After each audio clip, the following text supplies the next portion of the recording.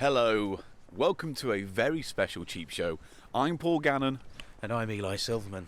And on this rainy January afternoon, we're taking a special little walk today because we're going to follow the path and visit the locations of one of Britain's greatest films. Isn't that right? Yeah. Apart from the word greatest. And film. Yes. Because today, Cheap Show is going on an out-and-about, walkabout, stroll sojourn through the alleyways, corners and streets of northwest London as we investigate and explore the world of Dangerous Davies. The Last Detective. A movie that was released in 1981 starring Bernard Cribbins.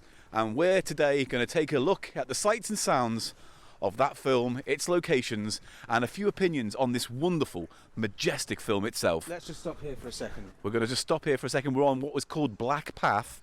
Yes, this is a path in West Hampstead. Runs from West Hampstead up to West End Lane, but by the side of the rail track, what is the Thameslink rail now. And we are standing actually opposite the platform of West Hampstead Thameslink. Here comes the train. That's the EMR Connect. This path was not called the Black Path in my youth when I came down here with my dad. It was one of my original... Sorry guys, as well as covering the locations in the film, we are going to be covering a lot of biogeographical detail from my life. Eli Silverman. Yeah, right, so... No, but now look. Dangerous Silverman. Indeed. And I've got a hat. You do? So Yeah, you've got your little now, touch of frost hat on. Let's just say Happy New Year to all the listeners to our show. Happy New Year, unless you listen to this out of context, months or weeks or days or even years later. Happy New Year. Now, do you see the colour? I'm doing a little bit of detective work here, just like Dangerous would. Yeah. Paul, do you see the colour of this wall? Black. And you see they painted all the walls black. So I Black. think they renamed this, it's a rail side sort of path, cut through, you might call it. I think they renamed it the Black Path when they did the... Shut up! This is what today's episode is going to be full of. What, you talking about the fact that it's called Black Path because we're walking on a path that has been painted black? I think they tried to rebrand this path as the Black Path when they did it makes it sound ominous, though. I know, but they made a mistake. Don't go up the Black Path, boys. Exactly, but for you will be taken. Now, another little anecdote about Black Path. Oh, God. We'll be walking, intro. Paul, we're going to be walking past my primary school, Beckford, on this walk to get up to our first location, which is the pawn shop in the film. Yes, we will be breaking down the film as we go on this walk today. Just because of the route we have to take, though, the pawn shop isn't the first location in the film chronologically, is it? No, we will not be taking a chronological walk route of the film Dangerous Davies. This is more of a kind of whimsical trip through northwest London. Now, back in the 80s, when I was getting into graffiti, New York graffiti, I had a book, Subway Art. It was a very famous book of photographs of New York, early hip-hop graffiti from New York. And I came down here with my dad. We were looking for graffiti because it was just starting to emerge, that kind of graffiti. Yeah. And on one of these walls here, Paul, there was a copy of a piece by Scene, who's a very famous original writer, which had Scene, and the two E's are like lowercase e's, but they're like eyeballs. It's a very No, famous I'm done. piece, Fuck this. I can't. Listen. I can't do this. I can't have you already. Well, fucking, let's talk about the fucking film then. This is the very important episode where we talk about one of the great lost British classic movies. Can we now, just can we say it's not? It fucking is. Well, we should warn this people. Is the it's walk. on YouTube. Are you going to be... Shut up! Shut up! Because it's already been 2 minutes and we haven't gone to the credits yet.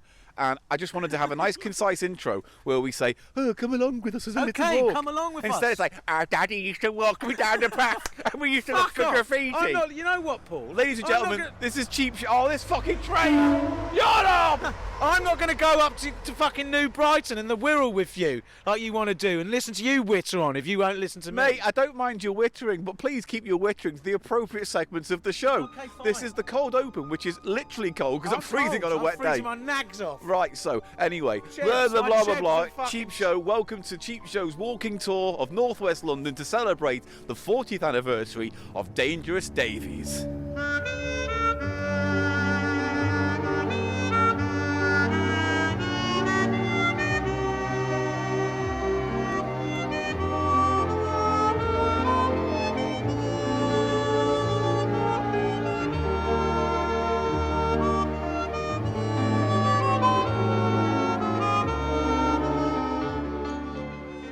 So, here we are at our first location on our non-chronological walk of the Dangerous Davies film.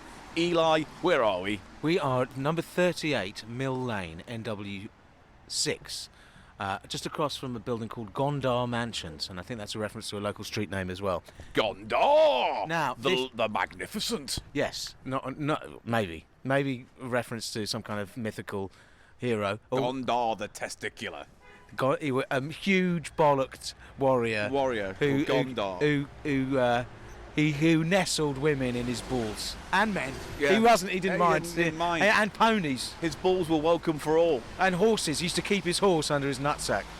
I would. I'd lick his hairy nutsack. Literally 30 seconds we derailed it. We are at 38 now. This is a building I've known my whole life. As we walked up the Black Path. Paul, didn't we? Which was was a top alleyway. A nice liminal space. Now, before good. we go any further, because I know you want to go off on one of your little "I remember life" tangents, right? And that's fine. But I just want to do a little bit of background of what Dangerous Davies is for people who don't know. So, randomly a few weeks ago, Eli and I were just strolling through YouTube's forestry, looking for something to catch our attention, and a film popped up called Dangerous Davies, The Last Detective.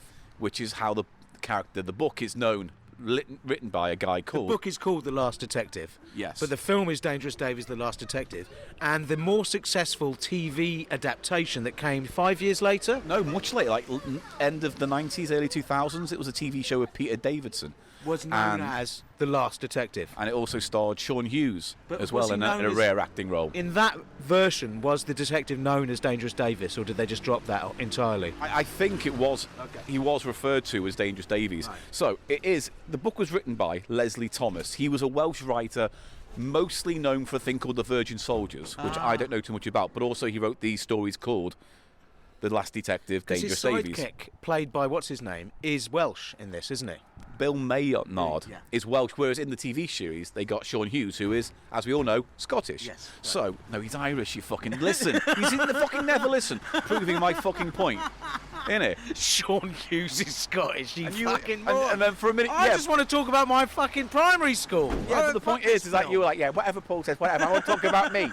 I don't care if he was factually incorrect for a moment. Anyway, people can look it up themselves. But yes, he has a Welsh sidekick in the film who was played by Sean Hughes, who is Irish, in the later... Well, no, he has a Welsh TVs. sidekick in the film, Yes. played by a Welsh man. That's what I said. Is it? Yes. I wasn't listening to you. weren't fucking listening to me.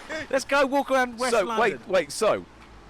The film came out in 1981, the first film, a TV movie based on these books. Now, Dangerous Davies is a character who is like the last of the detectives, they say. You know, he's like that whole bit of kind of gumshoe feel to him. And he's called Dangerous Davies, not because he is himself a dangerous man, but because every time he puts himself in a situation, he gets the shit beaten out of him, Yes. or he falls down a hole, or he has an accident. I think the word is hapless, isn't Yes. he? He always gets injured, and he gets injured during the film 3 or 4 times, doesn't he? He gets beaten up. Put into a bin many times. And I think at this point we should mention the sort of casual racism that will greet you if you do try and watch this film. We'll go into that a bit later, but yeah. Now, it was directed by Val Guest for TV. Now, Val Guest is actually a director of note, British director. Here's some of the films you may have seen of his. The Day the Earth Caught Fire. You know that one? That's where the from the Earth's getting... 50s. Yeah, the one where the 50s Earth's sci-fi. getting close to the sun. Yeah. He also did a section of Casino Royale. He was a writer on that. That was a disaster. Actually, no, it was a hit, but it was... It was a hit, that film. Yeah, it was a modest hit. Oh, I did not know that. But obviously its reputation preceded it. The Boys in Blue, Cannon and Balls movie, Oh, wow. which in itself was a remake of an old Ealing comedy, I think. And was it... I've not seen that. Is that any good? Or is it a terrible, terrible thing? It's one of those weird, very 80s, strangely inert comedy films about 2 bumbling detectives, coppers, who end up saving the day of a crime. But were Cannonball any good as comic actors? I mean, look, personally speaking, I think so, but I also think the script and the story doesn't have... It's got too much... There's no inertia to it. Also, well, there's too much inertia, you mean? What's inertia mean? The tendency to come to... Oh, I don't know. And if The I point said, is it's If slow. I said I'm full of inertia, I'd mean I'm slow. True. Which means there's too much inertia. Too much inertia. No, at Yeah, this wait there. I just want to say a few more things. So he also did When Dinosaurs Ruled the Earth and famously Confessions of a Window Cleaner. Oh wow, he did that. So he's done a big old mix of stuff in his Very time. British stuff. Never crossed over to Hollywood, it looks like. No. And this film was made for TV in 1981. Detective Constable Dangerous Davies is not known for his finesse, but often finds himself on the receiving end of violence in various forms. Only thrown into cases where others fear to dread or to shake up the natives with his bumbling. Natives. Exactly, it's even in this, the I know. natives, because there's this whole bit, there's a voiceover at the beginning of the film where he refers to the natives of West London where it's set. I'll put a clip in at the end of this segment. It's problematic. We should just mention the film isn't great. No, it is great. It's one of the lost British classics. This is what Paul tries to pretend because he wanted to go on a walkabout and drink some whiskey. But it's quite drab, boring. You know what? I would say this. It wasn't boring. And I'll tell you why it wasn't boring. Because we got through it. We did, and you guessed correctly who the baddie was. Oh, yeah. Because whenever someone says, and guest starring famous actor who's in the film for 3 minutes, it kind of gives it away that maybe that actor is the baddie. Well, you thought it was the vicar by the canal at first, didn't you? We'll get into the vicar later. Oh, I'll as get the choir right boy into said. the vicar. No, but wait, Paul, I want to just finish this off. Right. So he's given a job. Off after that. He's given a job to find and flush out a criminal recently returned from abroad. But in his research, he inadvertently stumbles upon the case of a 15-year-old murdered girl. His compassion for the missing girl and his parents draws him into an obsession with solving the case and ultimately results in unexpected repercussions. Yes. So here we are at our first location, but not chronologically our first location. So tell us now about it. Now, we're at 38 Mill Lane. I went to primary school for just a couple of years after I got expelled from the Steiner School and before I went to boarding school. I went to the school just around the corner. Why did you get expelled from the Steiner School? Do we really want to get into that now? No. Basically, because I was a bad boy and I wouldn't stick with the program. The Steiner Rudolph You took a Steiner's little edge program. lord. No, he was very prescriptive in what people were allowed to do, and I rebelled against it. And then my dad had a massive argument with my class teacher, and that was basically the end. And there was a protest in the school. They mounted a protest. That's how loved I was, Paul. What, protest to keep you in or keep you out? Keep me in. Shut up. I was already out. They're not going to do a protest to keep me out, are they? I don't know. No, they all had banners and stuff that they made. We want Eli back. It was unfair, basically.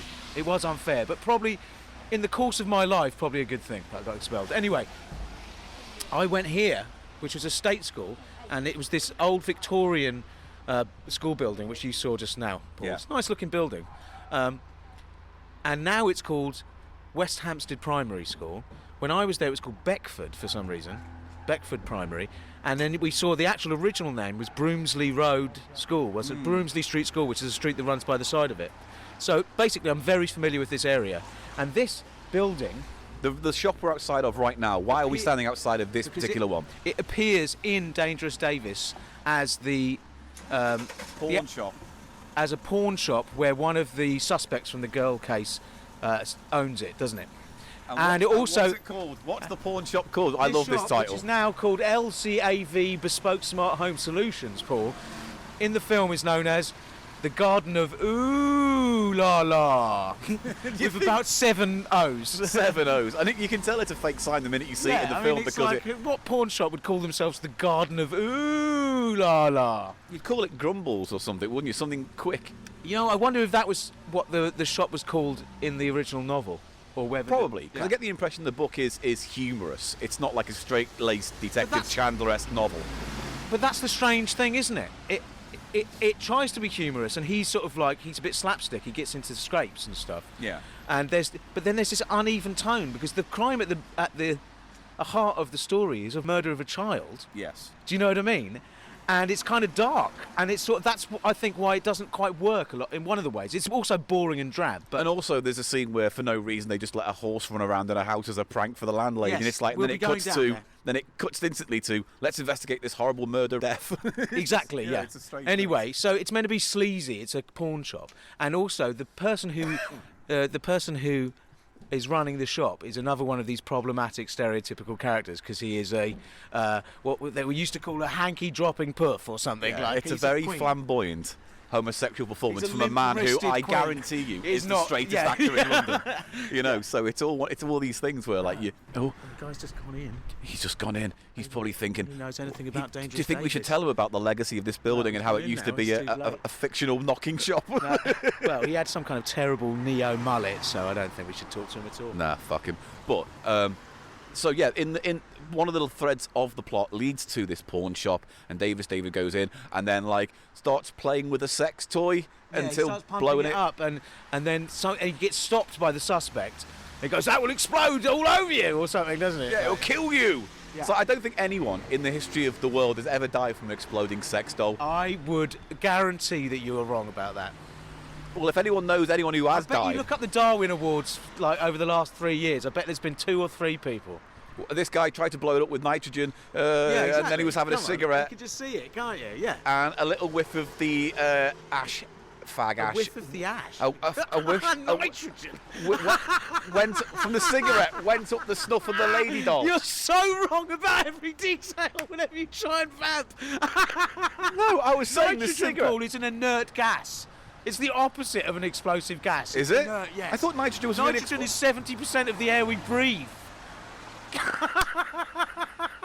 What was it? And Helium. then you said a wisp Helium. of ash. It's helium. A wisp of ash. Cigarette ash. Oh, I'm glad you're having fun. Oh, man. Well, anyway, here's our first location. Now, quick thing as well before we sign off on this. I'm going to embed the movie on our website, the web page for this episode, and there will be pictures of our adventure as we go. So you can, and we're going to try and match up some of the sites with the camera shots and things like that. So we're going to do our best to give you the most informative walk and talk with some facts and fancies about Dangerous Davies. Now, have we done enough here? Is this it? Yes, just to say, this has been a number of things over the years, this shop, the Garden of Ooh La La, but I remember it was a Christian Science place at one stage as well. So not that much of a difference then. Anyway, shall we? We're going to head... What's the next location we're going to head to, Paul? You don't know. I don't know because you're in charge of the route. Right, the next location we'll be heading to, Paul, is Queen's Park. Oh no, first we'll go to the library where he does all his research with his sidekick, which is Kilburn Library in Queen's Park, and then we'll go up to the park. All right, cool. And I'll fill you in a few facts and fancies about the Dangerous Davies. But hey, until then, let's wander on. Our walk continues. I didn't know it was not, and I didn't know what inert gases are. What's in a gas that's really explosive? Well, you just call it a volatile gas. All right.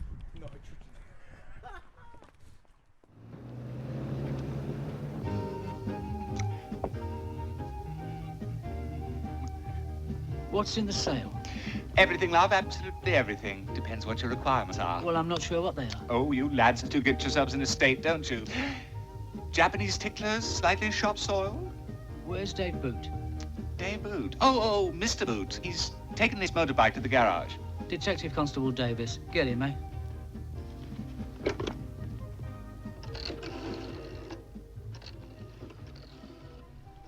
So as we make our way to our next location, Eli has decided to take us on another step on his magical fucking mystery tour of his life. So where do we just walk past your original family home? We walked down Fordwich Road and then along St Cuthbert's Road, which was my original family home was there, and you saw we had a big old house there. It was a big old house, and he had an au pair, and Mama used to take him for peaches. We're not talking about the au pair. Peaches. Anyway, but now we're in the estate, Templar estate, which is behind where St Cuthbert's Road, sort of on the block, and it's a sort of grand, kind of very plain buildings, aren't they?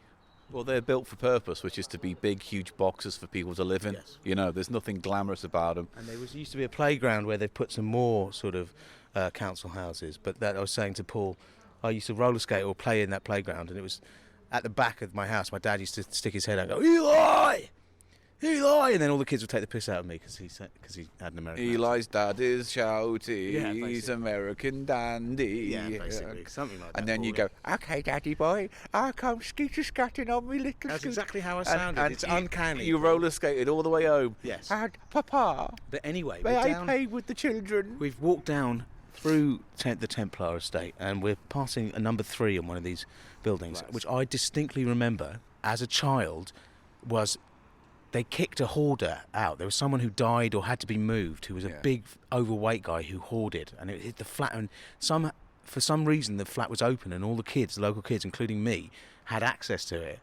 And it was full of crap, like a hoarder's place. Like, it stank really bad. Like, but there was all these piles of comics, Marvel, and I was into those at the time. And it was like we grabbed some and we came out. I'm sure it was number 3. So you stole the comics from a dead man. I was a child. I didn't know any better.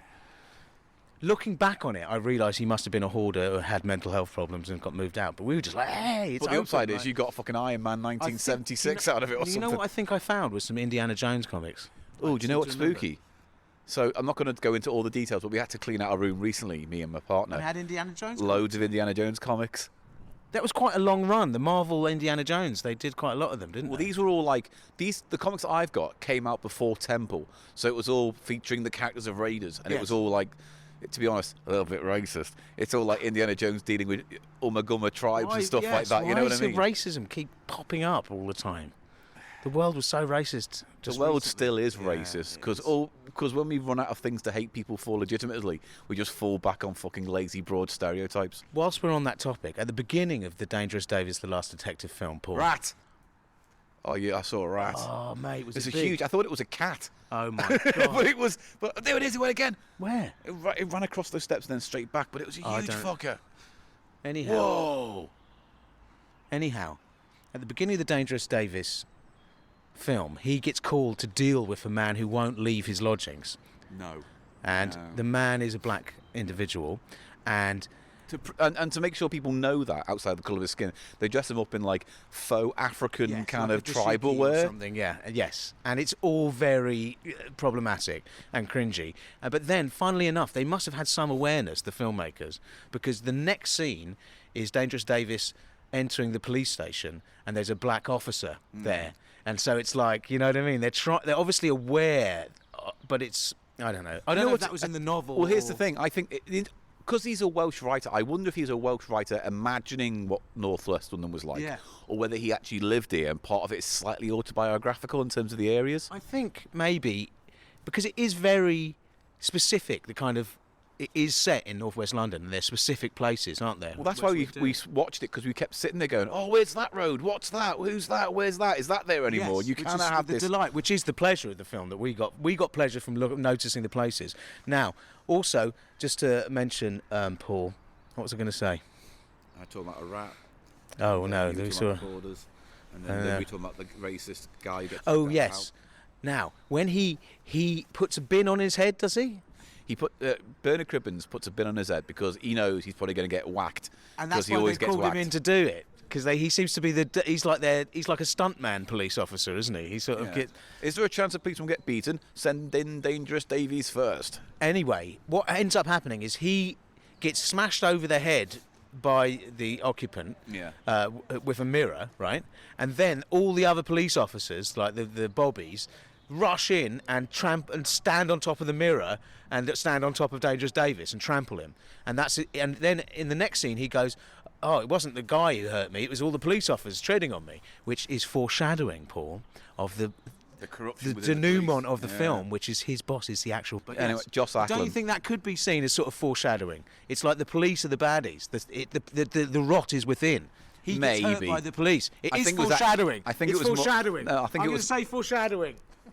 I think it was more down to the fact that they just wanted a daft little intro where he gets beaten up for a laugh. Yes. And which it will happen 4 more times throughout the film. Yes, and gets tiresome as fuck. Anyway, this is the Templar estate, Paul. There you go. I grew up round here. Great. Again, I hope this episode's scored by Madonna's "This Used to Be My Playground," because fucking hell, every single one of these walks has been attached to an Eli Story memory. I remember where I was walking down the street and Papa would take me for a little walk. Called him Papa. Come on now, next location. Do you know what I will say though? It's funny because we talk about like Brexit and immigration and all this stuff now, and we think it like it's a hot topic. At the beginning of the film, it's like the whole beginning of the bit talks about how everywhere in London people are at war with each other, the Irish and the things, and the Arabs and Jews and the very sort of unfortunate Indians and Pakistanis. You know what I mean? It's and like he talks about warring African tribes, which is very unfortunate, really, isn't it? And he says, and then the few remaining original English. So there's this whole sort of post-colonial sort of sentiment behind it, isn't But there? it's funny, You it's know? the same sentiment that still exists 40 Yeah, years on. because it's a bullshit sentiment. It's post-colonial. It's Brexit. Yeah, exactly. It's this idea that Britain was once this kind of very Pure, precise, yeah. very white, very kind of.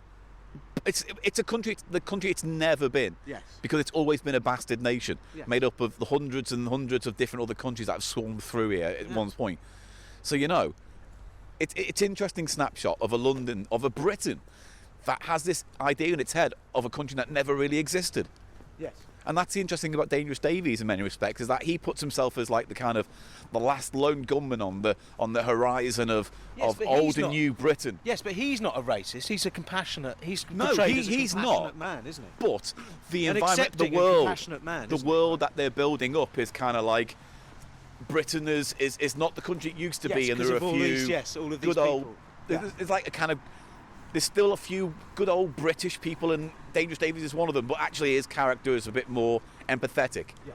Well, a lot more empathetic. Now we're coming round onto Shoot Up Hill. This is Shoot Up Hill. Opposite Kilburn Station, and where's our next location? Our next location will be Kilburn Library in Queen's Park, which is where he does with his sidekick, who is played by Bill Mayhew, I think it was. I can't remember now. I said it before. yes. All right. No, just 'cause I just I've said can't it be off- before. I fucking said it already. I fucking This did, is though. Kilburn Station. And Many a time we came past here to buy drugs from a dodgy place above a just snooping down hole. there, that's shut. Yeah. Anyway, Good. look at this. It's a beautiful Metropolitan rail bridge from 1914, which is beautiful, isn't it? What's it say? Something Metropolitan? It says Metropolitan Railway. Well, that's what it was, a railway. But the Met doesn't. The funny thing is, that's for the Met line. Yeah. And it doesn't stop here in Kilburn, does it? No. It goes past, doesn't it? It goes. If you get the This is a fast train Jubilee up line to that Harrow, stays here. you can get the Met line up to Harrow, can't Yeah. you? And it just goes through this station. It goes But that's straight a through. lovely bridge, isn't it? You should take a picture of it. Yeah, I'll take a Take a lovely little picture. Because, it used to be a main line rather than part of the underground. So, yes. So we're going to move on to our next location now. Join us there, why don't you? Have you ever thought how many people around here are actually at war with each other? We've got two religious lots of Irish, hostile African tribes, Indians and Pakistanis, Jews and Arabs, and some of the original British. Magic life for a copper, excitement, glamour, and for me, the start of an incredible story. Right, so here we are at our next major location. Oh, it's drifting. It's drippy, but we are at a bandstand in Queen's Park, northwest London, where one of the scenes of the film took place with Bernard Cribbins and Pam St Clement starring as Mrs Norris, the mother of the deceased child. And you all might know Pam St Clement as In Britain. as Pat from EastEnders. Leave it, Frank. That was the role, wasn't it? And she was actually quite a well-spoken, sort of posh-speaking person who was a stage actress as well. Did you know that? Yes. And like did Shakespeare and was like proper sort of highfalutin stuff. And I mean, having looked at the scene again today, Paul, she really is sort of a bit over-egging all the sort of Cockneyisms she's putting in, like bleeding, gourd, she says. Bleeding. Oh, go bleeding. That place, that down the job place with the nurses, what looking for a job, gourd blimmet. Good knows it. Dim it, blimmet. Oh, Rivet. So, in this scene, he is talking, because the basic plot is, he accidentally finds this kind of cold case of this missing, presumed dead girl. And blah, blah, blah. He talks to the mother, who, quite rightly, she's like, oh, they never caught him. Yeah. You're not going to catch him. I think it was this guy. It was that guy. It's a moving, powerful scene. It's a scene that covers a few locations because they walk around the park and they also go into a cafe, don't they? Which we will go to in a minute because we believe it is still there. They have a cup of tea at the cafe. Do you think I should get a cup of tea just for the sake of I think you should. realism?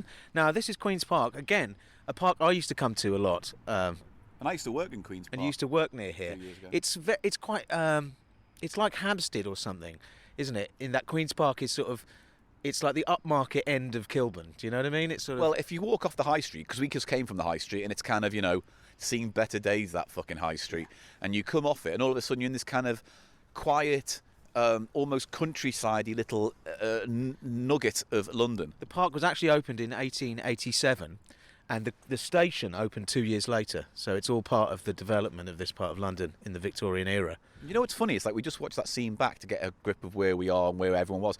And it's like, it feels like it's the exact same day. It's that grey, It's so drab. cold. Yeah. It's a very cold, wet, drab day today. Yes. We haven't done a cold, wet, drab cheap show, unless you count the previous 250 odd episodes. And this bandstand was refurbished because it's much barer than when we saw it in the film just now. Well, that was 81, and this sign says here 87 for the centenary. So they may have done it around then. So a few years later, 6 years later, it got a new fence, basically. It's got some ironwork. Yeah. What do you think of the ironwork, Paul? I hate it. I'll tell you why. Because I think if they hadn't have coloured in those flower things, it would have looked all right. But as it stands, it looks like we're outside the shittest ride at Southport Pleasure Beach rides. Yeah, it does. It's not a great paint job. It looks like we're about to go on the Hungry Caterpillar mini roller coaster for kids. It's got that kind of feel to it. And you know, there is a golf course here in Queen's Park. Do you know that? No. Like a mini putter putt. Well, it's not mini or crazy. It's just small. Like a pitch and putt. Yes, that's right. You know your golf terms. Well, my dad used to go to a pitch and putt It's near only me. 9 holes. It's sort of half the size of a normal. But it's where you can get your practice in. Yeah. Improve your backhand. I No, came that's down tennis. Here one time and I'll get my backhand every night. Backhand. I wank. I'm trying to say. Well, there's not enough wanking in this episode. Where's she going? She's going over the the fence. Oh, you can go through it. Oh, you can go through there. Should we do that? Maybe. Can we? Yes. Oh, she's no. It's happened. She's going for a jog. Can't She's we? a I jogger. want to go through that. Why? fence. It doesn't go anywhere. I Because don't it's think. exciting. I'm having an exciting psychogeographical time, and you will not ruin it. Today you won't ruin it, Paul. Right, I've got other stuff to say. Oh God. Maureen Lipman. We're Where gonna are we get to fit Mo- her we're- in? we're- How are we going to fit her in? I'd like When to we fit do her when we get to the other bit where we maybe go past what we think might have been the place where they filmed his house in. Oh, with the horse. and the library, we can mention it there because it's meant to be all in the same area. We couldn't find Maureen Lipman's flat because when we did an image search for that particular block of flats she's in, it came up with 1,000 other generic blocks of flats And that a could be place similar. in Cardiff. Yeah. So we think it may have just been a second unit thing where they just said we just need the exterior of. But his car arrives, doesn't it? His car, and it looks. The weird thing is, it looks like there's like a lot of empty space around the flat. Yeah, so it looks like northwest London. It could easily be. I honestly thought, it was a flat in Bournemouth because it had this weird kind of Bournemouth flat feel. I don't know. Anyway, the point is, we'll talk about Maureen fucking Lipman later when you get your fucking rod out and give yourself a backhand or something. Spoiler alert. Yeah. Maureen Lipman camel toe. Sweatsuit camel toe. All right, fucking calm yourself.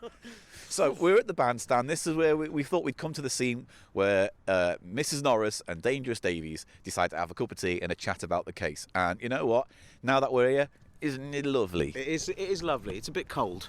But It's a bit nippy on the tits. Now we're gonna look and see how much of the original calf survives because it's quite different, the bandstand, isn't it? Well, it was white in the film, wasn't It it? was white and there was none of this fence work which they put in for the 87 centenary, obviously. I liked it more plain.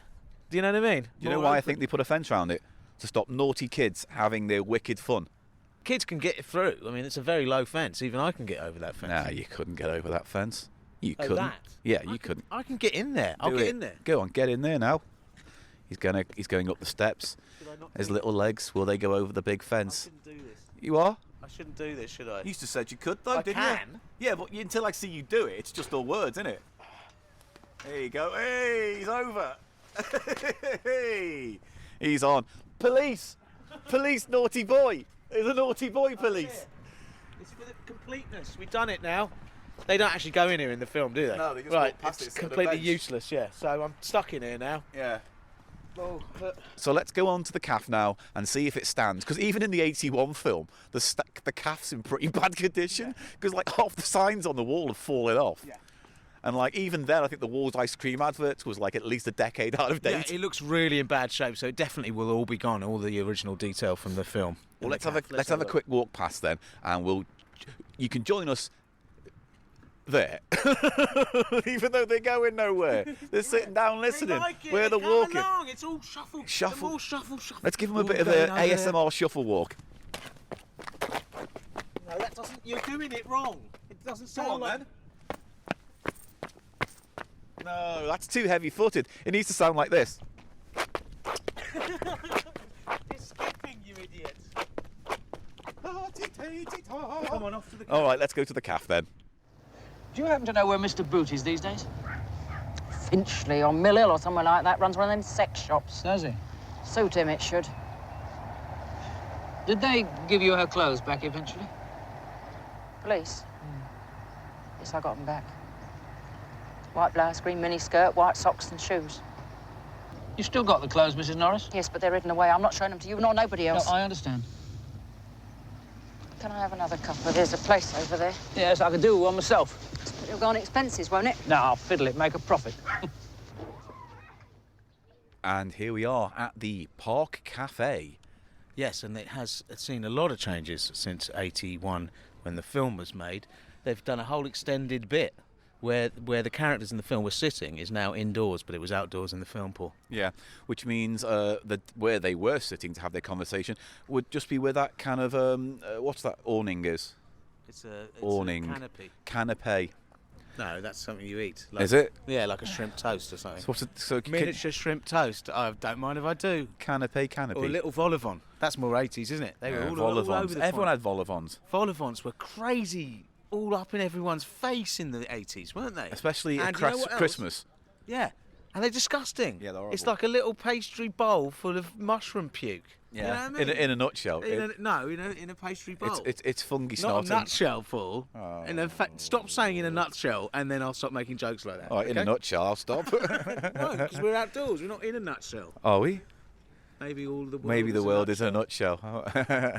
So there's the tennis nutshell. courts. There's the tennis courts where they sat, and because it's still there. That's how we've managed to position them from the film. It's definitely the tennis courts were behind them, weren't they? When they were having. And then that's where she walks off that way towards the end. That's Because right. she walks off that way because he goes, do you think he did it? And she goes, oh, I don't know, bloody Jack the Sodding Ripper bleeding. Well, no, because she tells him about the pawn shop owner.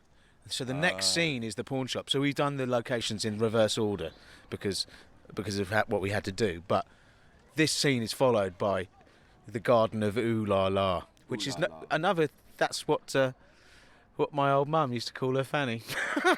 Oh, your dad was up inside my garden of ooh la la last night. Oh, you shouldn't have done that. Oh, Eli, let me tell you about the day you were conceived. Well, your dad got right into my garden of ooh la la. And then the garden gates of the And then he Garden of Ooh splashed a La. load of Right. fucking Let's not talk about my volleyball dad. up me. Don't talk about my dad. You're right? the one. Hey, mate, you are the one going, here's where I used to live. That was a great thing. We went up that street where you used to live. You went, this is my house. I used to climb out the window. Now, wait there. 2 doors down. This is the house I used to climb out the window. Wait, no, it's this one. We went to Shut up. 3 different houses before you decided which one was yours. They all look the same, don't they? They're Victorian 2 up, 2 downs or whatever. Shut your mouth. That looks like him, doesn't Oh, it? fuck off. It does actually, doesn't it? I've seen your dad. It doesn't look. I've a peeked lot on like- him. I've peeked on him when he's been working at Now- Oxfam. And every now and then I keep thinking, shall I go in and introduce myself Have and you say, seen him in there? yeah. Because it's funny, because when I went in, on site, I would never have thought that was your dad. There's not a huge facial similarity. Less now. But Less you know now. how it changes Yeah. different times in your life. Yeah. Like if you look at a picture of my dad when he was my age, wow. Oh, really? Yes. And I think that's generally true of people. Well, the thing When is, you're at the same age as your father or your brother, you look very similar at that age. Do you see what I mean? Yeah. So I went in and I went around and I saw this little man and he was looking at books and going in and out of the back room to change stock. And when he started speaking, that's when he gave it away because he had that kind of soft Atlantic twang, kind of American twang, softened by years of Yes. British. He speaks English. The dialect is English. So when he speaks, he puts the U's in the words like through or Yes, you can hear the Borough. U's. No, but of course not. But he speaks with a soft American accent. Yeah. Yeah. But the actual you know what I mean. The word, he wouldn't say diaper, he'd say nappy, yeah. for example. And so anyway, that man looked like him. No, he He didn't. did. Also, if we're going to talk about there's a police station. We're going to go look at the library where Davies does his research. Or is it? Mate. Yes. Yeah.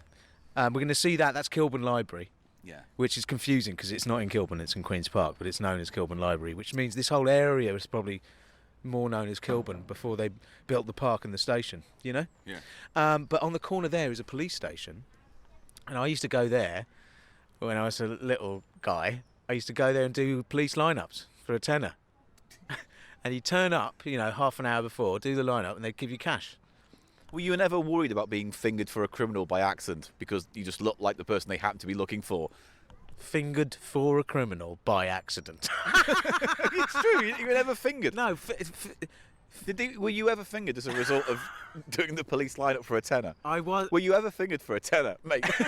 If I was fingered, Paul, obviously it's. I don't know what you've been watching too much Hollywood films or something, but you can't get arrested for a crime if you are one of the lineups who isn't the suspect, can you? It doesn't matter if they finger you. They just go, oh, it's just not it's him, bad is it? evidence. Yeah. Yeah. All right. Well, Doesn't matter.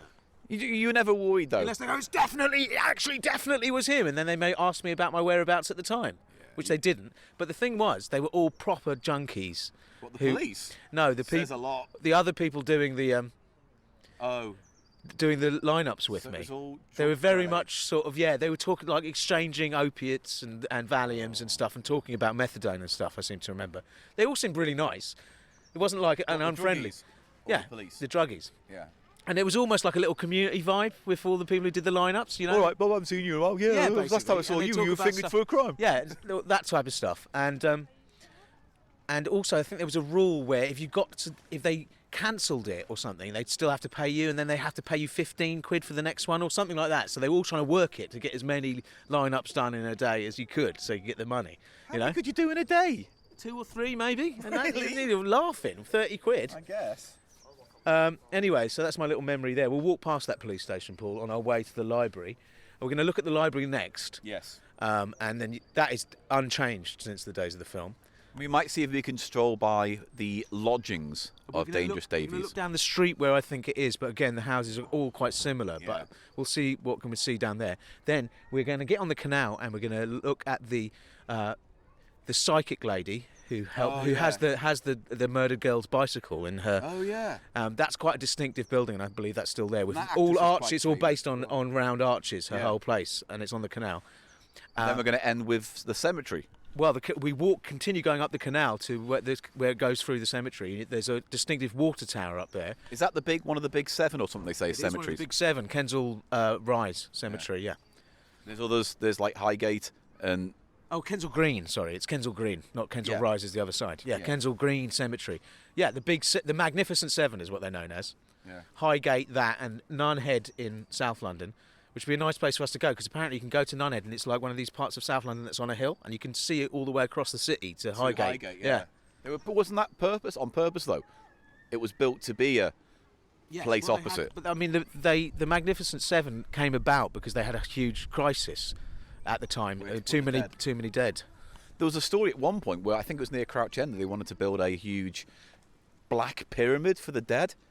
That would have been cool. I'm going to have to get the facts for that, but I'm pretty sure the plan was to build a huge super mausoleum near Crouch End to put loads of dead people. Well, there were 2 necropolises built, cities of the dead, and you can get the train lines were built to them. Yeah, that's right.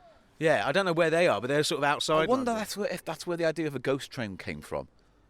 You know, the idea of a train carrying the dead to a mausoleum. I think that's probably. These days, they just call it the fucking Northern Line. Hey! They don't. Look, Come we're on, gonna I'm do a going to do a little- laugh. Let's get out of here quick. No, I just want to finish with one little other bit of trivia about Yeah. Queen's Park.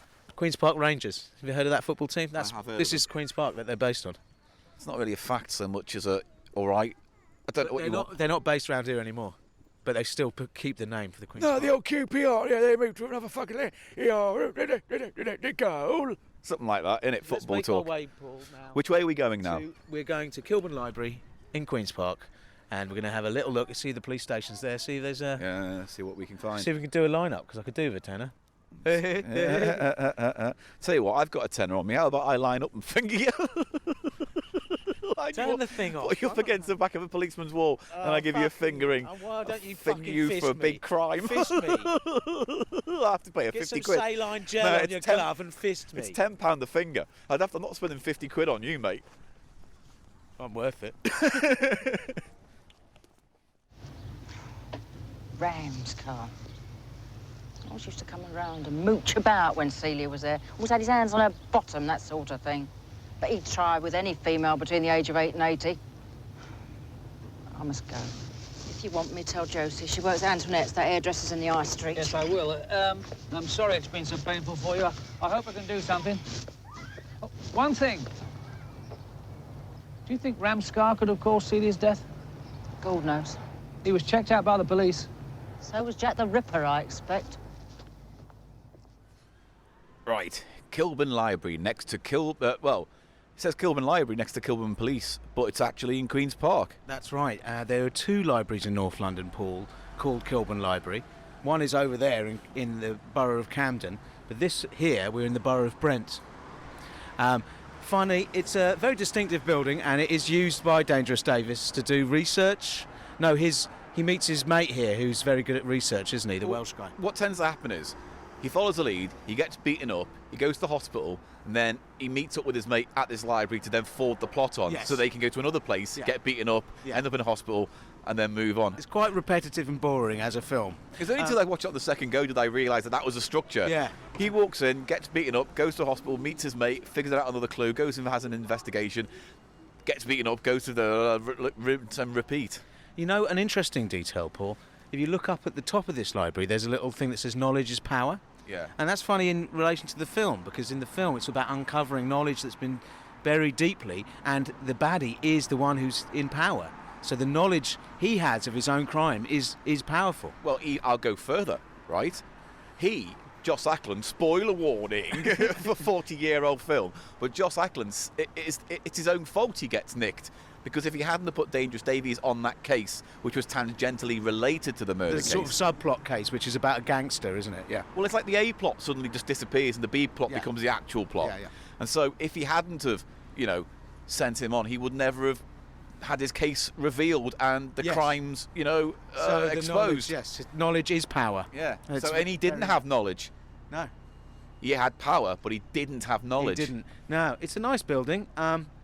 We just poked our heads inside, and it's the exact same location. And also, that there's like 4 or 5 scenes set here.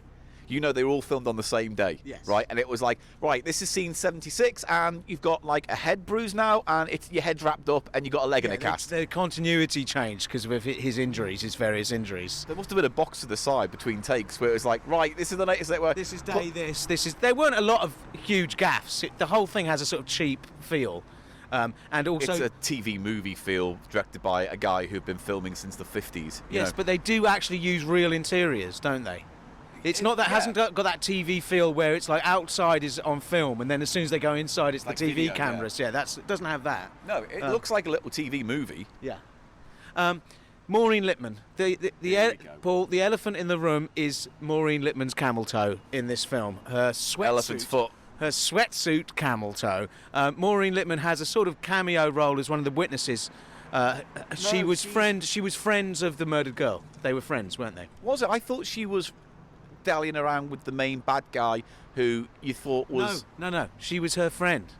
She was friends of the murdered girl and knew the bad guy through... Who was she married to? Because there's a whole thing about her she husband. was married to... she was married... I don't know. Anyway, the It's point a very is, complicated plot. I think it was Maureen Lipman's sort of stock-in-trade character at the time, wasn't it? Was a sort of frustrated, sort of suburban...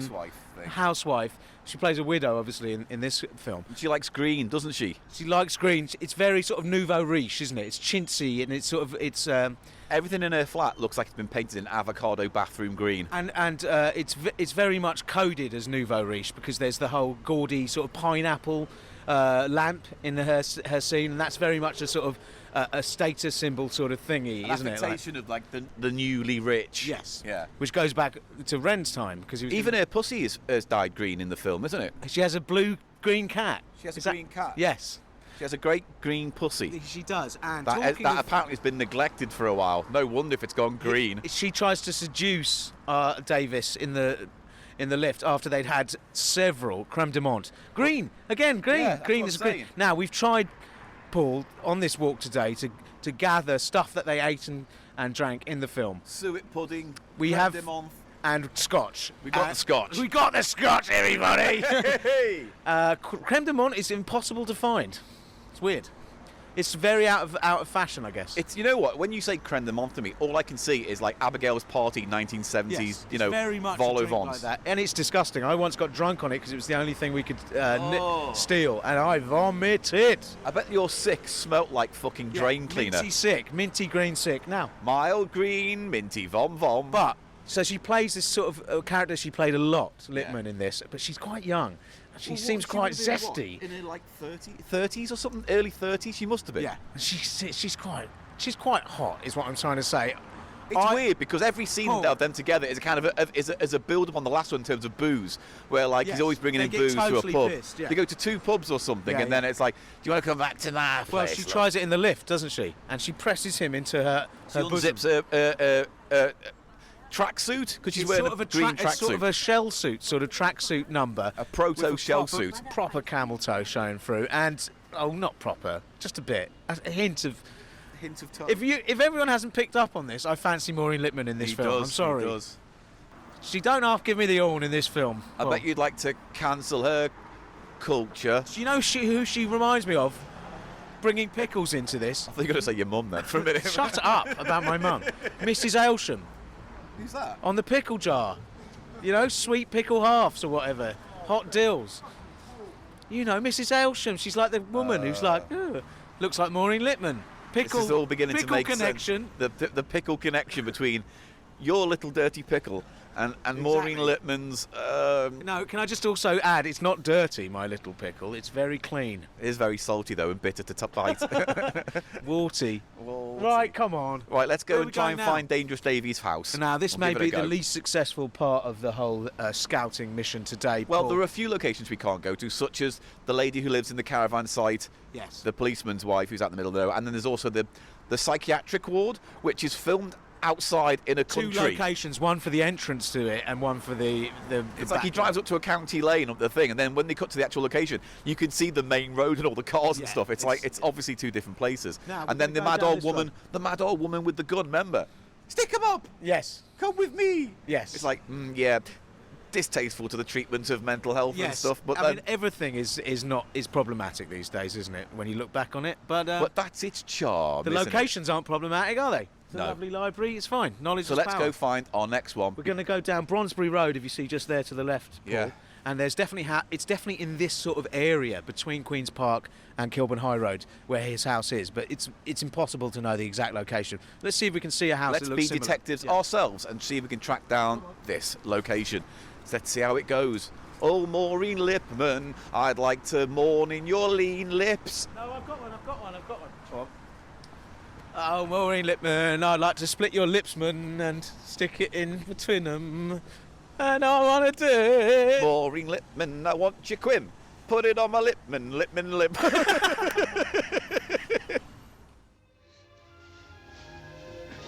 Yeah. Thank you. Did anybody see you come up? No, I don't think so. Oh, good. I mean, they're just so nosy. It would have been all over the flats. Move, Limey. I've never seen a green cat before. Very pricey to get her dyed. Mind you, makes a talking point at dinner parties. Yeah. Well, I suppose I'd better tell you why I'm here. Well, I know I haven't been wicked, but not in a way the police will be interested in anyway. So we've been up and down Bronsbury Road, we've had a good look, and no dice for the lodgings of Dangerous Davies. Although we came close, we think. It's definitely around here somewhere because the rest of the film is set around here, Paul. So it's just logic, isn't it? It's just logic. We could traipse up and down all the live long day and never find it, and I don't want to. A little detail about Bronsbury Road. Amy Winehouse used to live here. Did Before she? she moved back to Camden, yeah. Even though this was in 1981, the character of Dangerous Davies is portrayed as living in a lodging house where he gets his meals cooked by the landlady, which obviously was a thing. Do you think that is a thing now? If you were an unmarried man and you didn't have a lot of money, you'd live in lodgings, and then the woman of the house would make you dinner. Weird to think that. It is weird because like it's such a specific part of like British culture from like post-war. I think because I think it's very much a post-war thing because there was a lot more single men, I guess, or whatever, or lodging houses changed. But remember the old films of like no Irish, no blacks, no whatever outside of lodgings. Wasn't it? Yeah, it was definitely that kind of deal. She's portrayed again as a sort of stereotypical sort of battle axe, and she gets the suet pudding, and she spoons out loads of it, And it's a massive suet pudding, isn't it? I mean, we have failed to locate any suet pudding in London. I mean, I'm sure you could get someone to send you one. But No, by the way, anyone, do not send suet pudding. I don't want it. We're not going to have it. I'd love suet pudding. I'll put sauce on it. Ooh, saucy suet pudding. I'll put my knob in it. I'll cook my knob in the saucy suet pudding. I will not cook my knob. I do not cook my I'm just knob. going to let this peter out, mate, until... I won't peter out. I'll get my peter out and put it into a suet pudding. Right, good. My Well, pecker. now there's people looking My at us pecker's- because now you're shouting pecker and suet pudding out My loud. pecker's in my pudding. Right. It's all slimy from the gravy. I was going to say, that scene in Dangerous Davies where the lady in the lodger, who he has a contemptuous relationship with because later on he pushes a horse into her house that he Yes. found on the street. Him and his sidekick when they're drunk. There's a lot of drinking as well. In this. Lot of drinking in this, but not in a kind of cool way, in a kind of sad British pub Every kind of day. way. Every day, just standard drinking all the time. Nulling out the existence of your life kind of drinking. But wait, the scene is very, very, very similar, which means it was a trope of its time, especially to British comedy and drama in Carrying At Your Convenience. Because you remember, like there's the old battle axe woman who runs the lodging and house, she's yeah. like, It's there'll be hysterical. dinner. If you don't come down for your dinner, you'll miss it, and I'll feed it to the dog. Yeah, It's yeah. that kind of Okay, thing. yes. So it's very much a trope-filled sort of thing. And he doesn't want the suet pudding, does he, Davis? No. He spoons it into a napkin when she's not looking, doesn't he? Yeah. But he has a sandwich at some point, so at least he's eating. It's a film more about booze than food. Put it that way. The suet pudding does look kind of disgusting. Well, it looks like what it is. Yeah, but An upside down pasty cake with a lot of grizzle in it. Pasty cake, yeah. A pasty cake, Paul. cake. Invent something like a honey tea Pasty cake? and a honey tea. Yeah, well. To Paul's fucking misremembered dishes of the past cookbook. Oh, it's a sort of fish thing. If you don't shut up, I won't share any of my jellied flan with you. Yeah, jellied flan. Right, so where should we go next then? You know, just one last thing on Yeah. suet pudding, Paul. I like it. I like the sound of it. You like the sound of suet pudding? It's nice, gravy and meat in a suet in fatty, floury suet. It's the sound of suet. We don't have creme de menthe either. We've mentioned that we're not getting creme de menthe, nor could we get it because it seems to be, again, a very particular age, era specific drink. Now, we're going from here, from our failure to find his lodgings house. We knew it was a bit... It's a crapshoot, It innit? was a bit of a crapshoot. But we are going to see if we can find the psychic's house on the canal now and make our way Oh, up yeah. that canal to Our final destination. Kensal Green Cemetery. Join us, won't you? Did you put that horse in my house? Did you two do it? There's horses poop everywhere. Every bloody where. Up the passage, on the stairs, in the front room. Better get the jumping sheet ready. I think she's going to topple out any minute. We're on the bus. We're taking the 187 a few stops because we were a little bit tired and old to go to our next location, and we were just pontificating over how shit our lives were when we lived or worked around Queen's Park. Yeah, and we went past what used to be Jugs Foods, which was the worst job I ever had, making pre-packaged food, lasagna and chili and so forth for pubs, and it was £3.50 an hour, and I stank of off meat all the time. Some would say I still do. I can vouch for that. Now let's get off the bus, Paul, because we have Is this where we're getting off? we have to get off the bus here. We're at Kensal Rise station. Get off the bus. Sweet. All right, we'll do that We then. need to look at the map, find out where the canal, Regent's Canal, closest entry point is to here. Yeah, because in the film, there's a little kind of alleyway between shops that goes down to it. Whether that's real or not, we don't know. Again, I don't think we'll find that, but I think we can find the psychic's house.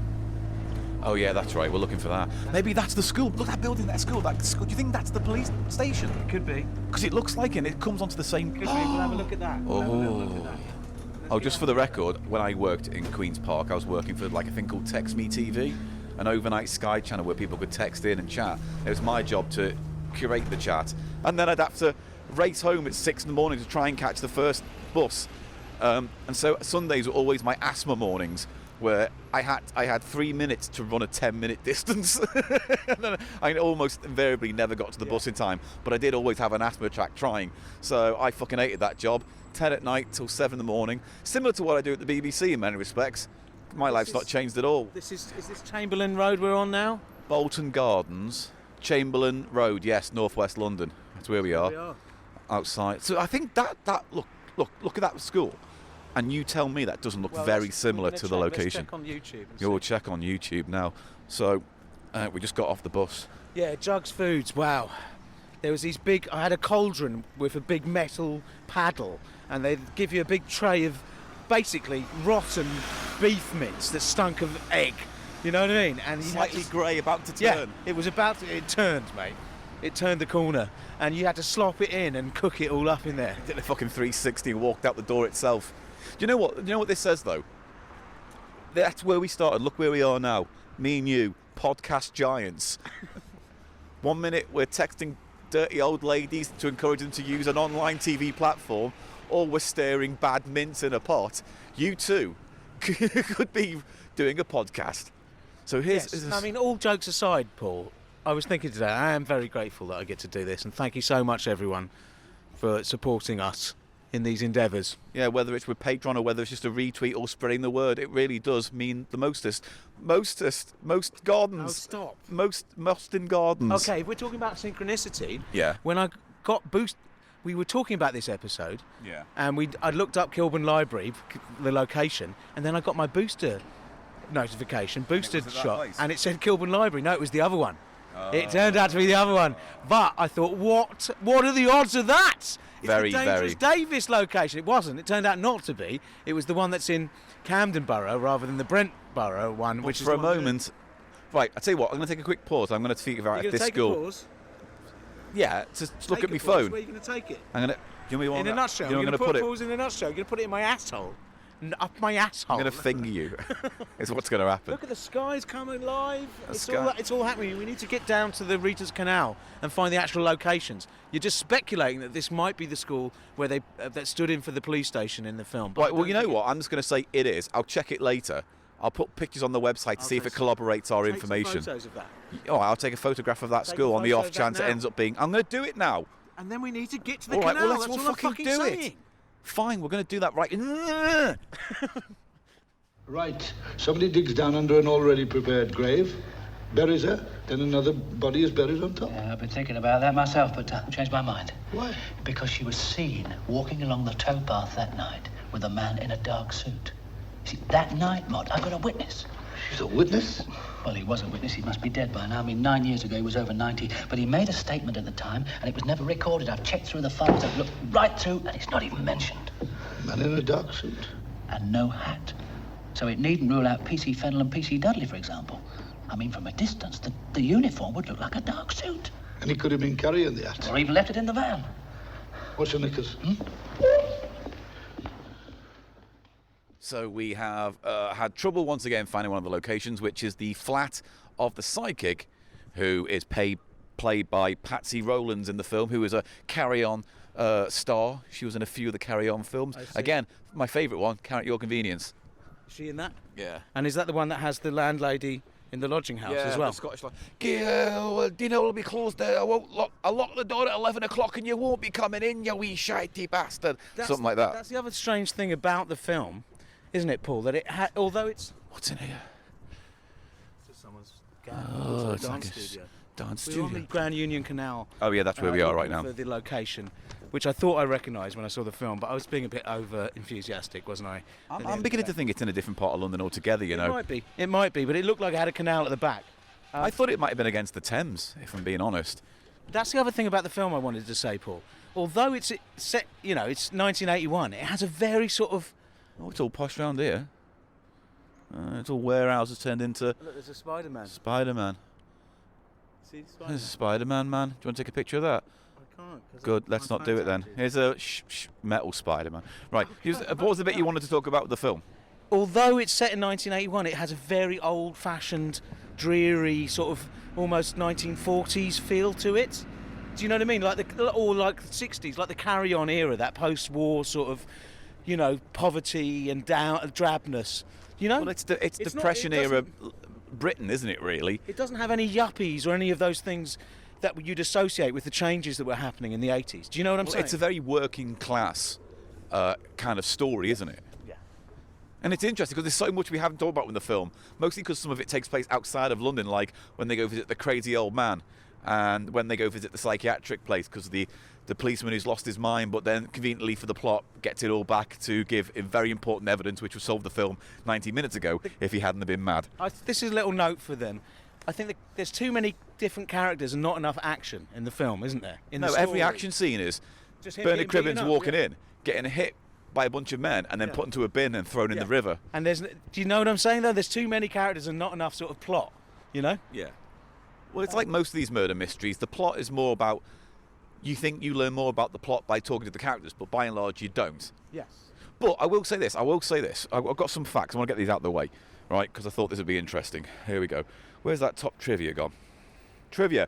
It was the last film of actor Bernard Lee. And Bernard Lee was more famously known as M from James Bond. Of course, I forgot. Yes, and he plays the sort of the desk sergeant, isn't he? In Dangerous Davies's police station. But he does seem on the way out. I mean, he's mumbles his lines. He doesn't seem at the top of his game. He seems very elderly. I think his last film was Moonraker, which was just before this. Well, this is his last film, but his last Bond film was Moonraker, and he looked noticeably old in that. And in this, he's very shaky. Yeah, because it's funny, because in Bond, he's like, Bond, come over here, Bond. Sit down. God blast it. All the stupid harebrained schemes. He's lost all of that sort of robust, that forthrightness, that strength in his... But then the character's much more kind of like, yeah, you know, all right then, Davies, how you doing? It's that kind of role, isn't it? I guess, but do you know what I mean? You can see he's not a well man. I wonder if this is one of those small roles they gave him to help pay for his medical bills or something for, you know, like it was one of those... Yeah, but he obviously wanted to do it, so you know, good on him. Like, and no, but it's not a terrible thing. No, not at all. Your last film ever, but it's a couple of lines, couple of days, and you're working with Cribbins and Joss Ackland and half the cast of a Carry On film. Apparently, during the first flashback scene in the film, where Celia Norris, the girl who was murdered, is cycling across the road, she goes by 2 Austin Maxis. However, that scene is set in 1965, and the Austin Maxi wasn't launched until 1969. Error there, one I think, for the film boffins. Yes, but those flashbacks are all filmed in black and white. They use that technique, don't they, to separate it? Yeah. Crazy Maybe 10 credits. years before, yeah. Initial caption in the opening credits reads, "This is the story of a man who became deeply concerned with the unsolved murder of a young girl. He was a born stumbler, but very patient and very dogged." Yes, he's meant to be... He is like that archetype, that sort of the Columbo, the sort of dishevelled but determined detective, isn't he? Yeah. It's very much an archetype of the police stories of that time. And also, it's funny that he's not a private detective or a private investigator. He works for the police force, doesn't he? But he's got a sad gumshoe thing going on. Yes. A bit like you with that hat on. Yes. And the hat no one likes. No, they don't. They touch your froth. I've been called on Twitter today a tinker, LL Cool J, and a touch of frost. Yeah, which is what you look like. It's a fucking hat. Do you know what I mean? Just what? I have to conform to everyone. What everyone does, just drab. That man who walked past us didn't like your hat either. Remember, he said. He attacked me in patois, that guy, yes. Yeah, it's not about your hat, I don't blame him. Was it about my hat? I don't know. You said it was about your hat. I'm paranoid now about my hat. Should I take it off around here? No. Why, do you think you're going to get beaten up for a hat-related crime? A hat crime? Well, they'll say, it's like a hate crime, but you're without too the big E. for your boots with that hat. No one ever said to you, you're too big for any boots. Now, listen. Oh, there's quotes here. Madame Tantarella, I couldn't see a future for us together, Dangerous Davies. If you couldn't, who could? She's the psychic. What made you propose marriage to a woman like that, says Maud Lewis, talking to Dangerous Davies about his wife, and Dangerous Davies says, it was a lack of conversation. There was an awkward silence. I couldn't think of anything else to say. Yeah, so he's divorced, isn't he, in this story? Sad sack man. It's a bit, sad. Oh. So let's just update them on the location. We are now on the Regent's Canal, is it? Or it's not the Grand Union, it's the Regent's. I don't know. This is if you follow this canal round, you get to Paddington, and then you get to the zoo, and then you get to Camden. We could get all the way to Camden on this, yeah. So it's the Regent's, I believe. Well, we're heading towards the final destination, where Kensal Green Cemetery. Yes, where a major plot point is discovered there. Oh, here's some more facts. Both Bernard Lee and Roy Stewart starred together in Live and Let Die. I don't care about that. The character was revived by Peter Davison in 2003. The same storyline was used for the pilot episode of that. So maybe we should watch the pilot episode and see how it stacks up. We should. What else? It is the last film of Lucy Griffith. Don't know who that is. The last film with Avril Andrews. Don't know who that is. The last film of Roy Stewart. It's a lot of people's last film, isn't it? Yeah. Dangerous Davies' car was an Austin 8 Tourer, registration MFC 664, probably built for military use, but later remade as a civilian vehicle. Oh, he also has a dog, doesn't he? Yeah, in a kind of Columbo way. He has a dog that gets in the way but doesn't do much. And the dog sort of tries to attack him when Maureen Lipman tries to get off with him. Perhaps the dog is jealous because he can smell Maureen Lipman's lips. Or sweaty camel. No. The dog was not in the film or out of the film because of its approximation to Maureen Lipman's Quim. I think it was. Anachronisms. In the scene on the train, so there's a scene where they get the Bakerloo line, don't they, somewhere, and he has a fight with the guy a who... lot of lovely footage of the old tube carriages. That's what I love in that scene, where most of the film, Dangerous Davies is getting beaten up, but in that one, he somehow manages to find an abandoned section of a tube train on the Bakerloo where you can beat the shit out of a pawn shop owner, throwing him up and down the aisle. It's hilarious. Also, he throws him, and it's like he's got superhuman strength, the way the guy throws himself. I almost nearly heard the $1 million man sound effect as he was throwing people. Anyway, in the scene on the train, there are several football fans wearing rosettes, but these had gone out of fashion long before 1980 when the film was made. Additionally, the scars that the fans wear are of a type that, like rosettes, were not in fashion in 1980. That's what I mean. It's anachronistic. The whole vibe of the film doesn't feel like the 80s. No, it feels like they've tried to make a film set in the 50s or something. Yes, but it is set in the 80s. Yeah. It's just... It couldn't exist not in the 80s. But I think that's Val Guest. I think that's because he was a very old man at the time. Okay. And he was probably directing films that needed a youthful zing, and he couldn't deliver it because he was too busy making everything like the Lavender Hill Mob. You know what I mean? It's that kind of feel. Interesting. Anyway, we're closing in on our final locations, so we'll see you when we get there. But this was just a nice little time. We need to talk about the praises of Bernard Cribbins, so we'll talk about that at a later date. Look, there it is. There's the ramp. There is the ramp. That's the ramp. We're getting there now. It's the other side of that ramp, isn't it? All right, we're getting there. The water tower. People might be wondering about the water tower, Paul. Yeah. But look, we need to get a photo of the water tower before the light dies. All right, we'll do it. We'll do it. Stop chattering and I'll stop snappering.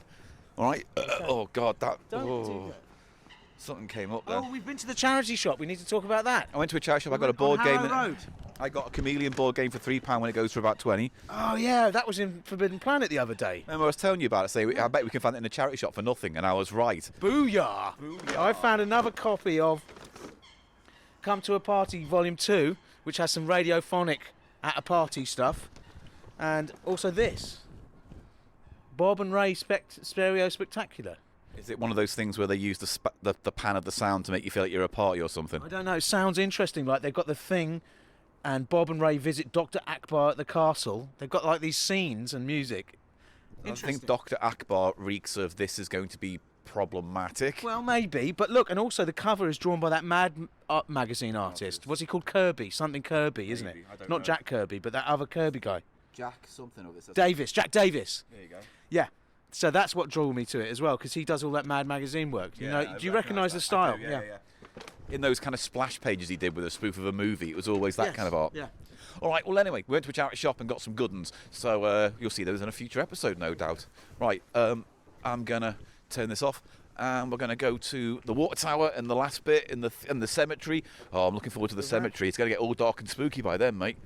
Dark and spooks. We're going to have some whiskey as well. Yeah. That's what Dangerous Davis like to drink. Large We're doing Scotch, it in remembrance. Large Scotch, he says. Large Scotch, please. Yes. Right, so in remembrance of Davies. He makes one. Davies Dangerous. He makes one serious mistake, to my mind. With creme de menthe and suet pudding. No. I would have had some of that suet. That's another mistake. I would have tucked into that suet pudding because it looked nice. All right. And also I would have tucked into Maureen Lipman. Right, okay, well, we're moving on from that point. Why does he... Why? I mean, how often does he get an opportunity like that? She's a young lady. Mate, he was a gentleman, and he was, she was throwing himself out. They were both drunk. They could have been, they would have regretted it. He was doing the right thing. And then at the end, it looks like he's fucking a dog in the stairwell. Remember that? Because everyone comes out and goes, I'm not. And he what's literally he says, doing? He's fucking a dog. That's what I mean. The dog was in it. Yeah. That's why they called him Dangerous Davies, because he was a dog fucker. Oh, God. Yes, I think I've told you everything, officer. Don't you bloody officer me, Booty! You're like all those police bastards. All for yourself in the end. You're going to do me over just because I made you look small. No, I wouldn't do a thing like that, Booty. Not when we're having such a useful chat, huh? But I'll tell you something for your own convenience.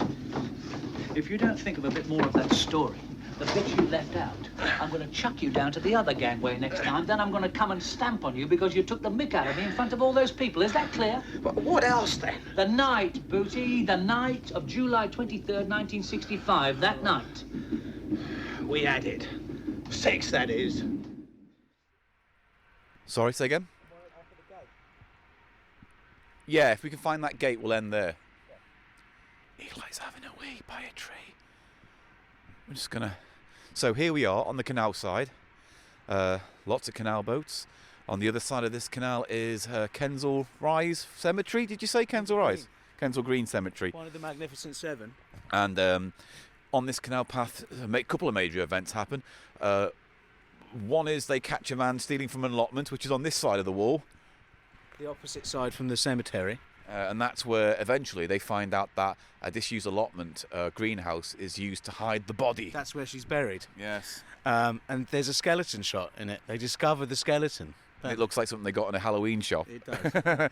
But there's that, and then there's the bit where he gets a bin on his head, beaten up, and then thrown in the canal, and then he gets rescued by a vicar. And the distinctive water tower is still there, but now it has been converted into some kind of a home.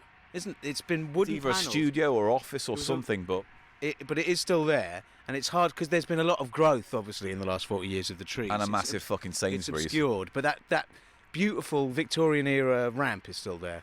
That kind of bridge, the Victorian bridge work, yeah. Bridge or something. Yeah. It's sort of like where the canal used to go off, and they used to deliver probably goods underneath it to. Yeah, very the likely. industry on that side. This was the lifeblood of Britain. The canals that would take the stock up and down the country. You say that, but in fact, Well, yeah. they built all these canals, and then but the trains came in like 20 years later, and they were And then made defunct. it pointless, yeah. Yeah. And instead, it became the veins of a country. The canal, it became the veins of a Well, country there was running like- through. Up until the 70s and 80s, a lot of these canals were completely in the ones inside cities were totally disused and were sort of wastelands and no-go areas before they turned them into sort of, parks and places for people to walk and stuff. And They were for either crusty art students to buy a longboat and live out on the road, or middle-class people who want to break from the rat race and buy a lovely little boat to live on, which is fair because I had a friend who did that. She bought a boat because she hated living in London and working in London. We haven't had any whiskey yet. We're gonna have some whiskey on the finale of this walk. Because mate, can I just be honest with you? Fucking knackered. You're knackered now. I'm fucking knackered. Just Fine, tired. we have walked quite a lot around, Paul, and we've done well. We've seen some. We've seen some sights. It's a lovely little stretch of the canal by the graveyard here, isn't it? Really. Oh aye. Oh aye. Industry going on here. Maybe you can hear that drilling. Or what? So on the left-hand side of us, we have growth, allotment, birth, food, power, energy. On the right, death, the end, and in the middle, the water, the lifeblood flowing through this great country of ours, this land of hope and glory. I don't know why this you're saying that. sceptred isle, this beautiful green green grass of home. That's not the message of the film. If anything's the message of the film, it's like we're rapists and we're in power, sort of thing. Well, if there's a message of the film, it's we're cops and we're bad and we do bad Yeah, things. see what I mean? But that's just one. Authority To be is honest, bad. that's just one bad egg. So there's a whole rundown drabness. The background that the film is set in is so run down and drab and Everything's society's browns failing, and greens and greys. Everything's got this kind of sepia tone to it. Look, sun's going down. It's getting dark, and we're hopefully going to have just enough time to get into the graveyard. And what we misconstrued as a bridge looks like now to be a power Check centre. the map and see if there's anywhere. Otherwise, we have to walk back. We're gonna There have must to be walk somewhere to cross the canal up here. There must be. Must be. Badger Cheshire. Just The reading name of a stuff, boat. man. Yeah, I'm just reading stuff on a boat. Let's drink a drink. Who's he We poops? We didn't have any. No soup. drone zone. Danger of death. So don't fly your own drone over there. You can't. What? I guess they could catch you if they catch your drone with a big net. The drone, and then it feeds through the radio waves into you and electrocutes you. No, I think they're just two separate signs close to each other. One to say don't fly your drone over, and one is to say don't climb over and come in. Like don't go fetch your frisbee or your kite. Your drone. Or your drone. Well, that's why you don't want to. What if your drone came down and then you tried to climb in and then you got. Then a little girl at some point will go, Billy, no! As you get electrocuted. It's very much got that vibe round here, doesn't it? Of a children's foundation. What were they called? Safety film. Education safety film thing, yeah. Don't pick up a hot sparkler. Don't go playing in train tunnels. Now, Paul, you wanted to say some words about Bernard Cribbins. I think now's a good time to talk about Bernard Cribbins. It's funny because like Bernard Cribbins is like the British Betty White, I think, in terms of everyone loves him. He's still going after all these years, still acting. He's been in Doctor Who, Carry On films, theatre, comedy. He must be in his 90s now. Yeah, easily. And I just think in this role, it's interesting because like he's known for comedy. He's known for being a kind of. Well, he had comedy, but he also was like a working man's hero because he had those, right, said Fred, of us together, and he had a kind of common man's touch. Yes. And I think it was interesting because I think this film is him trying to, not to say taken seriously, but trying to do something to be adult. A bit more serious and adult, yeah. But his charm undercuts the sort of seriousness. You don't believe that he's really unhappy, or do you know what I mean? Again, it's tonally it's wrong, and I think the casting is part of what's wrong. I mean, he's one of the best things in it, but he's miscast, is what I'm saying. Well, here's the thing. I think he's And that's perfect why in it. It didn't take off, though. His version of that character didn't take off. The Peter Davidson One did, yeah. Yeah. But that was because they could, give it a new spin for an edgy new generation.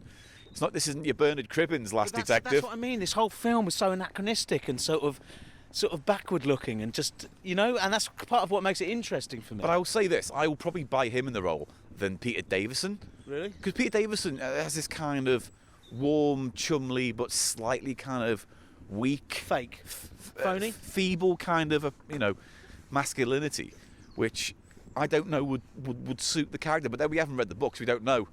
Yeah. These are all, like... It's just him, interpretations. Perhaps it's because of his reputation as being more of a comic actor.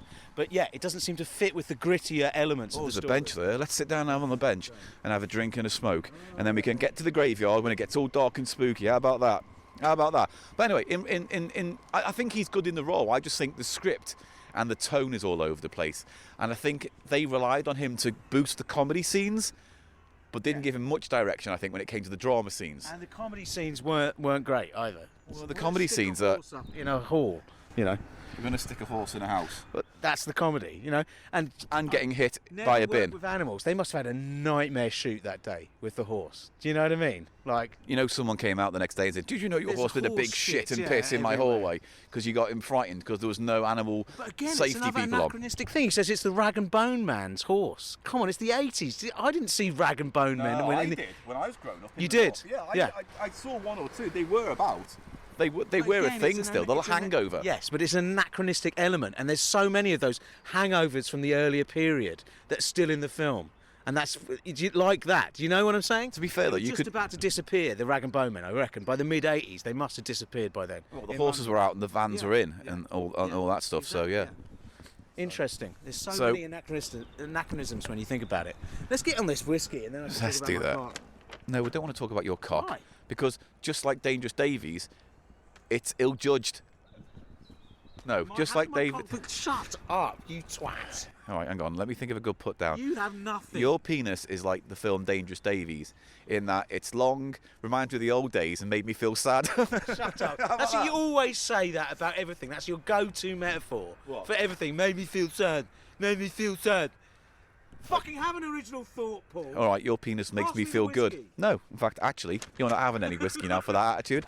So I'm Come gonna. on. What? It's my whiskey. Yeah, but you made the mistake of giving it to me, so now I'm in charge of it. And if I say you're not, what? Oh, stop. Tell me that my put down was good. It was very good. Your put down was very good, and I felt very belittled. Thank you. Now we can have whiskey, and we'll see you. Whiskey out of. I've got a little cup in me bag thing, so I'll sort that out. I'll be fine. Me bag thing. I've got a cup in me bag thing. And I like sitting by this There's a wood. It's very. a fire on a boat, and it's nice. It's very. What do they call it? Wintry. Evocative. Yes, The it's very smell is evocative of here. wintry. It's very wastelandy on that side. You've got old industrial bits and tubes and gangways and planking and stuff. So It's the netherworld part of London that you kind of go through on a train and don't realise. Like Willesden Junction, whenever you pass through that, it's like, where are all these fucking warehouses and like long stretches of like empty concrete parks? It's all around here. It's where all the commerce came in, you know. Oh, there's the train, the overground, and there's another train. I think that's the line you take when you go back up to. It might be, yeah.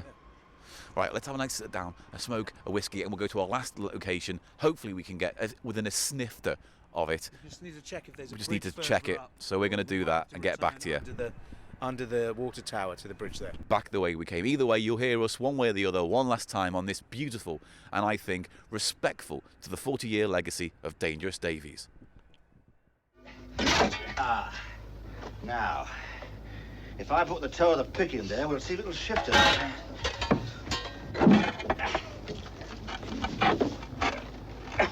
It's good and solid. It's been fixed for too long there, eh? Let's both have a go, right? Right now.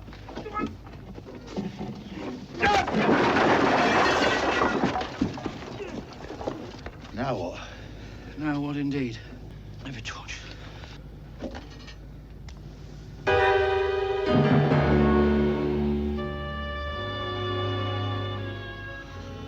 Oh, Celia. What a bloody rotten trick. And so here we are at the end of our long journey. Mr. Silverman, we're at the back end of the cemetery. Kensal Green Cemetery. We couldn't get in because it's way past lockout time and we're late now. I told you earlier that lockout time was bound to be dusk, which is Hey. 4:30, and that's when it was, Paul. Hey, do you know what else you said? What? Let's go get fucked on a bench, come on. I didn't Let's say have let's. a little drinky woo-woo. And I was like, come on, mate, let's be professional. Paul, Let's get this you sorted so we can do it. You asked me via text last night to bring scotch, and I brought the scotch, and we've had some scotch now, yeah?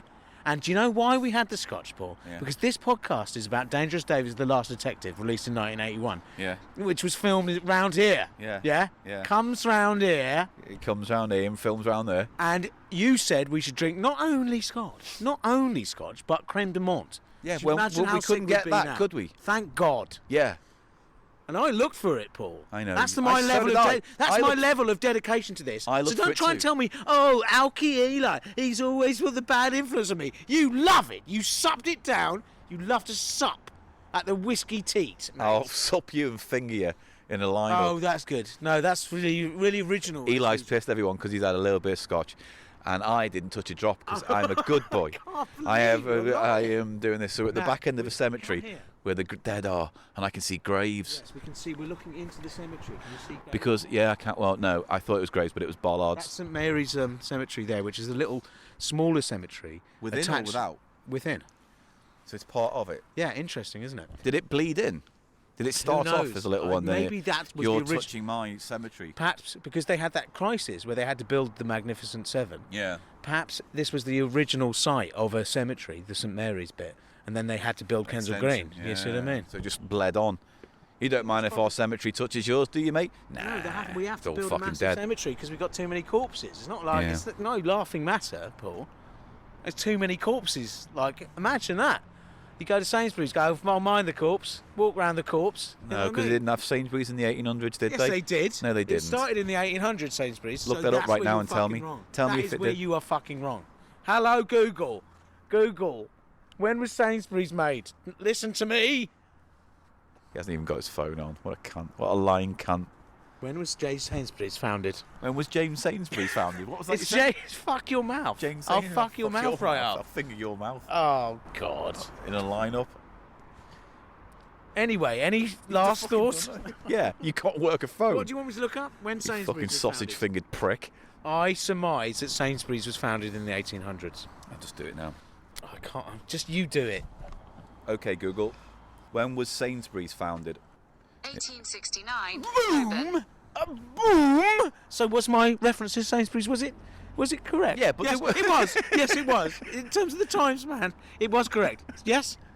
Thank you. The point is, though, right, Mr. Silverman, Come out that here, you we're were saying disturbing people. there was Come so out. many dead in Sainsbury's. When Sainsbury's back in the day was one shop that sold a fucking loaf of bread and a lamb joint. It's not exactly like the same fucking thing now.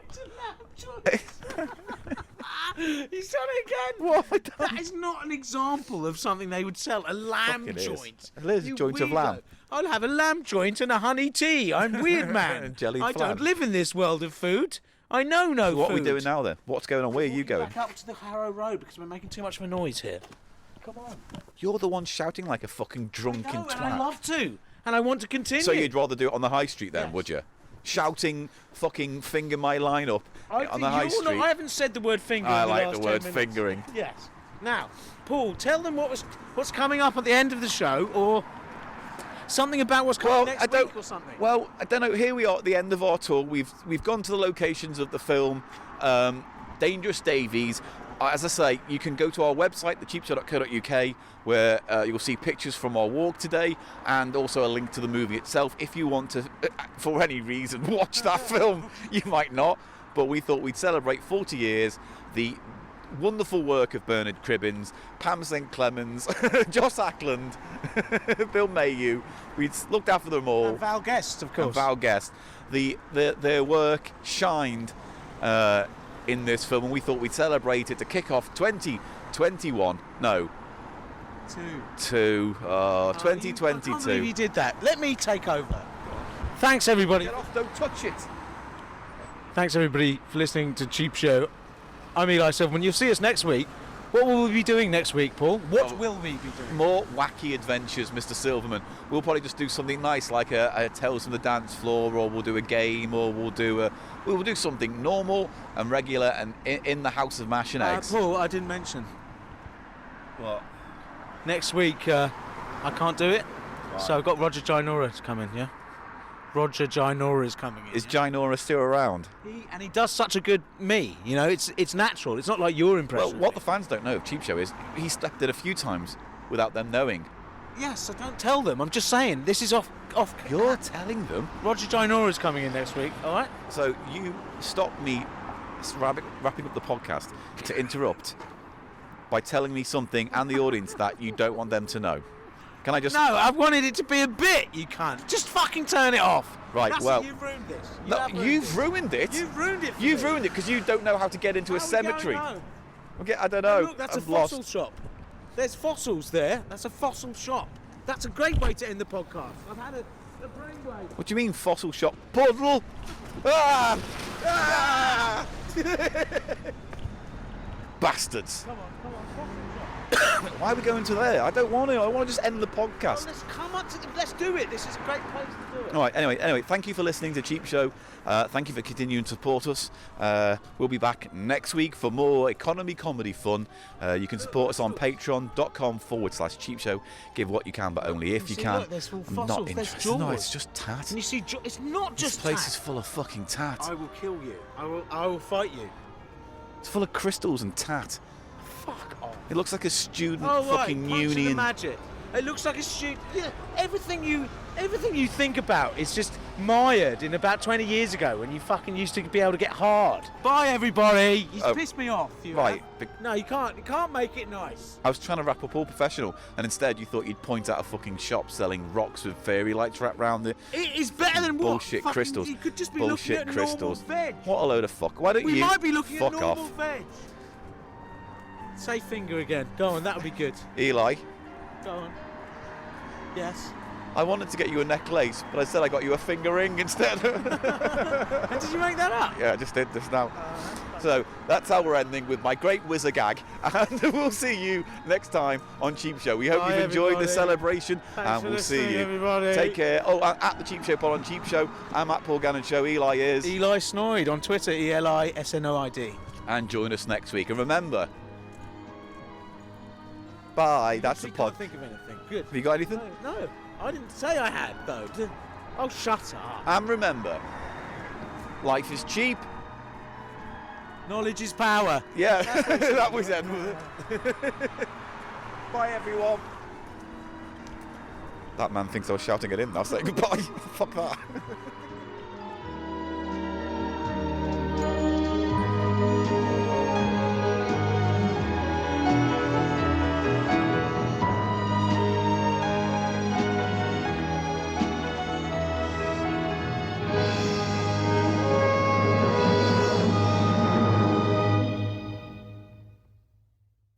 Take me home. Oh.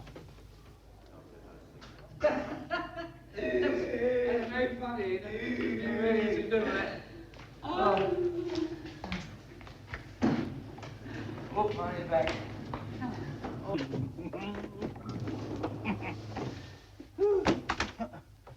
Listen, do you press the button, do you?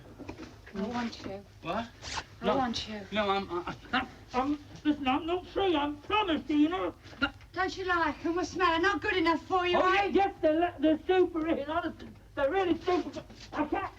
Yeah, no, Eat, please put them away. oh, my. Ada! Ada! Oh, come here. What's wrong with you?